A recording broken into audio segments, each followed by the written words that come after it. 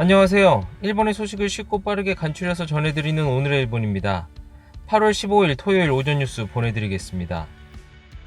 NHK 보도에 따르면 14일 도쿄에서 389명, 카나가와 117명, 사이타마 56명, 치바 51명, 오사카 192명, 아이치 88명, 후쿠오카 125명의 감염이 확인되는 등 총 1358명의 확진 판정을 받은 것으로 파악되었습니다. 일본 내 감염이 확인된 사람은 53,961명이며 요코하마항 크루즈선을 포함하면 총 54,673명이 감염된 것으로 파악되었습니다. 한편 오사카에서 5명, 치바, 미야자키, 오키나와, 효고에서 각각 1명, 이렇게 총 9명의 사망이 발생하였으며 누적 사망자는 일본 내 감염이 1,086명, 요코하마항 크루즈선 승선자를 포함하면 전체 1,099명이 되었습니다.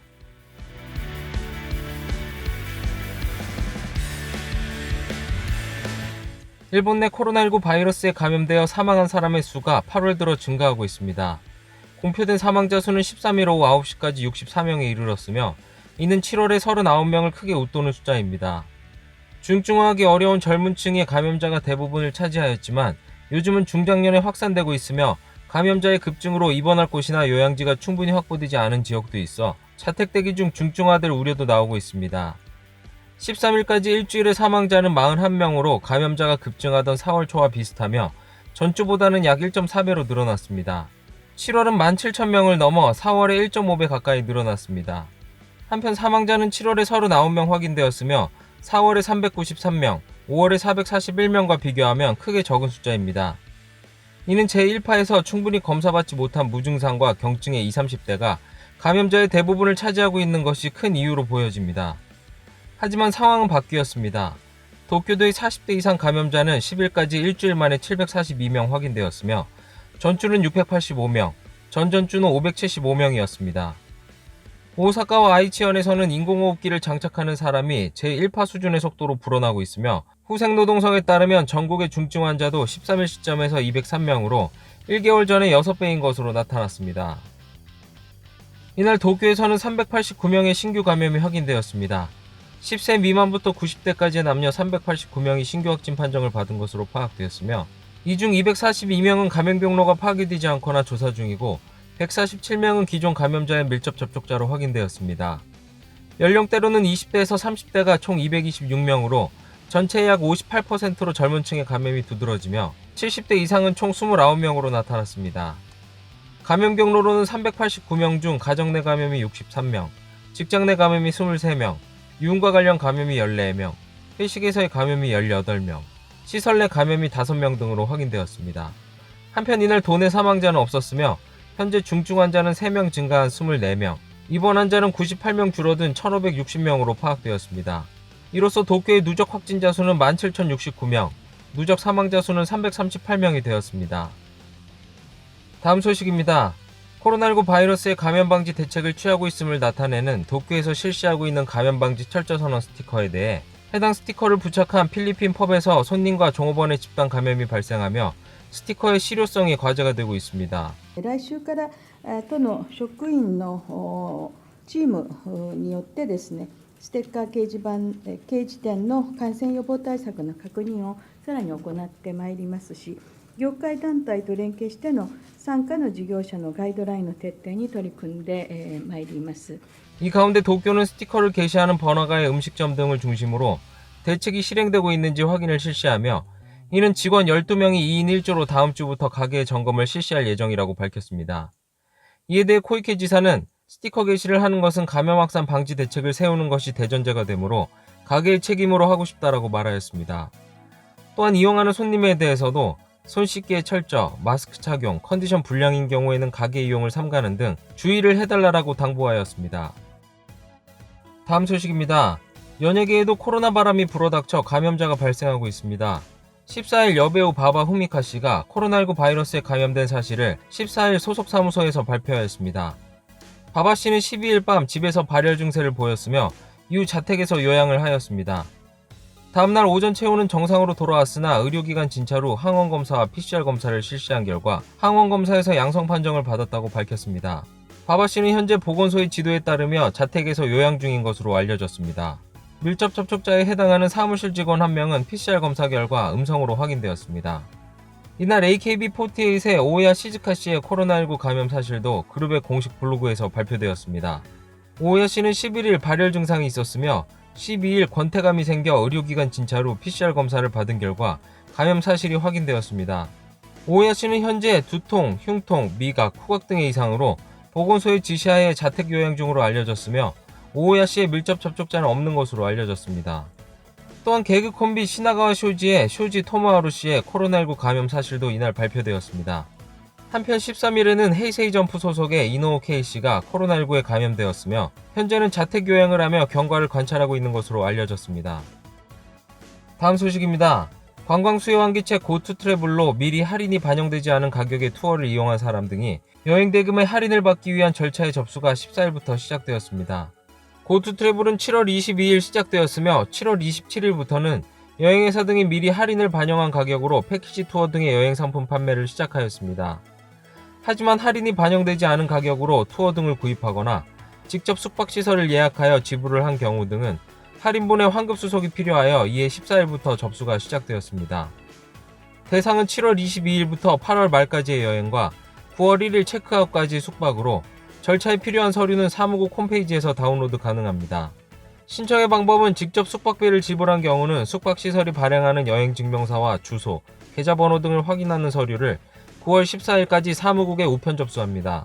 할인이 반영되지 않은 가격으로 여행사 등에서 구입한 사람은 그 회사에 서류를 제출할 필요가 있어 관광청은 자세한 것은 각각의 사업자에게 확인이 필요하다고 밝혔습니다. 다음은 여론조사 소식입니다. 시사통신이 진행한 8월의 여론조사에서 아베 내각의 지지율은 전월 대비 2.4%포인트 감소한 32.7%로 나타났으며 지지하지 않는 비율은 2%포인트 늘어난 48.2%로 나타났습니다.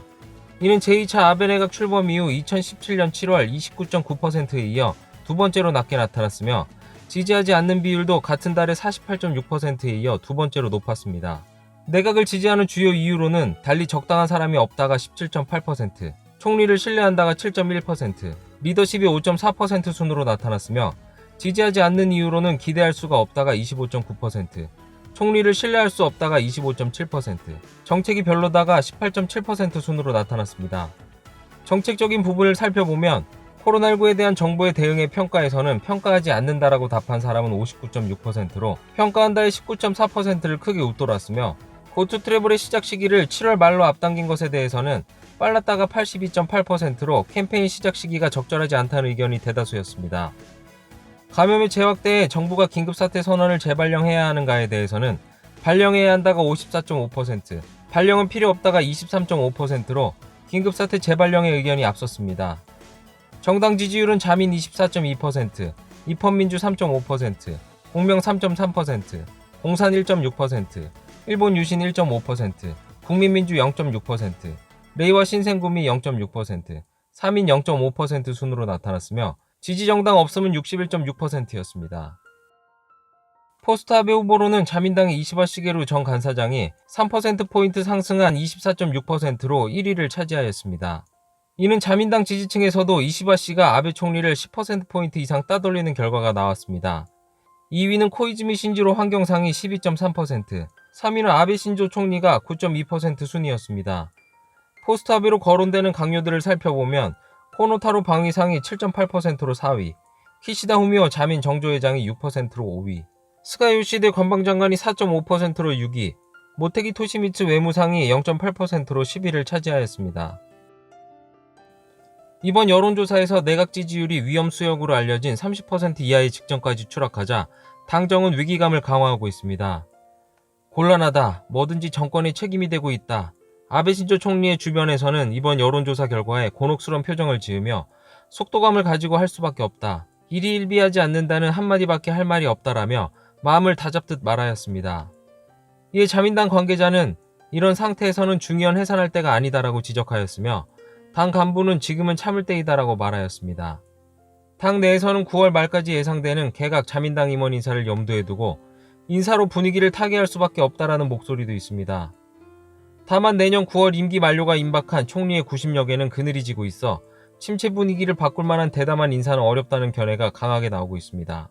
이런 국민의 불만의 배경에는 총리가 최근 기자회견 등에서 코로나 대응을 자세히 설명하지 않는 것이 크다고 판단되나 여전히 총리는 회견에 응하는 분위기는 보이지 않고 있습니다. 다음 소식입니다. 무라야마 토미이치 전 총리는 15일 전후 50년의 무라야마 다마 발표로부터 25년이 지나 다마를 발표하였습니다. 다마에서는 역사의 검증이나 반성의 대처를 자학사관으로 삼아 움직이고 있는 것에 대해 과거를 겸허하게 묻는 것은 일본의 명예로 이어진다. 침략과 식민지 지배를 인정하지 않는 자세야말로 이 나라의 명예를 떨어뜨린다는 등이라고 밝혔습니다. 중요한 것은 역사적 사실을 명확히 하고 사과의 사를 밝혔으며 다시는 침략과 식민지 지배를 반복하지 않을 결의를 표명하는 것을 강력히 지시하였다라고 회상하였습니다. 오늘의 마지막 소식입니다. 오늘은 8월 15일 광복절인 동시에 일본에 있어서는 종전일로 불리는 패전일입니다.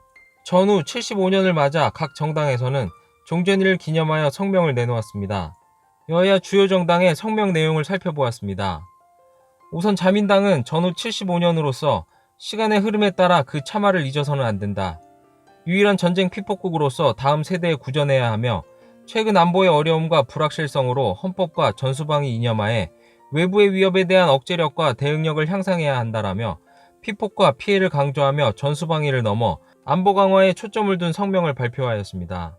한편 야당인 입헌민주당에서는 침략에 대한 사과로 시작하는 대표 담화를 발표하였습니다. 담화에서는 아시아 각국의 식민지 지배와 침략으로 손해와 고통을 주었으며 두 번 다시 전쟁에 참화는 반복하는 일이 없도록 맹세한다. 현 정권의 헌법 해석 변경에 의한 집단적 자위권 용인, 개헌, 방위비 팽창 등 전후 일본이 키워온 입헌주의, 평화주의를 위협하려는 움직임은 결단코 용납할 수 없다. 역사의 교훈을 가슴에 새긴 국제협조와 전수방위를 관철하여 국제사회의 평화와 번영에 기여하겠다라며 과거의 사과와 반성을 바탕으로 현 정부의 기조를 비판하며 전수방위와 입헌주의를 지켜나가겠다라고 발표하였습니다. 한편 레이와 신생구미의 야마모토 타로 대표는 담화에서 다시는 이런 전쟁을 일으키지 않는다는 서약으로라도 원포 피해자, 공습 피해자 등 전쟁 피해자의 구제가 필요하다. 또한 과거의 잘못된 정치 판단으로 자국 및 아시아 국가에도 큰 피해를 줬다. 이 사실을 진지하게 반성하며 아시아를 넘어 세계 평화 실현에 견인하는 역할을 하겠다라며 과거의 반성과 현재의 과제를 현실적인 입장에서 발표하였습니다. 이렇게 같은 날임에도 불구하고 우리에게는 광복절, 누구에게는 종전일 또는 패전일로 기억되는 날입니다. 75년의 세월이 지나고 앞으로 시간이 흘러가며 역사는 점점 희미해져 갈지도 모릅니다. 아마 누군가는 역사의 풍화로 기억에서 잊혀지는 것을 바라고 있을지도 모르겠습니다. 하지만 다시금 이런 일이 반복되지 않기 위해 잊혀져서는 안 되고 더욱더 기억되어야 할 것입니다. 그들이 호시탐탐 역사를 왜곡하고 날조하려는 것을 막기 위해서라도 더욱더 역사와 마주하고 그들에 대해 더 잘 알아야 할 것입니다. 오늘 해본 소식은 여기까지입니다. 오늘 하루도 즐거운 하루 되시길 바라겠고요. 저는 또 새로운 소식으로 찾아뵙도록 하겠습니다. 시청해주셔서 감사합니다. 이그저튜브였습니다.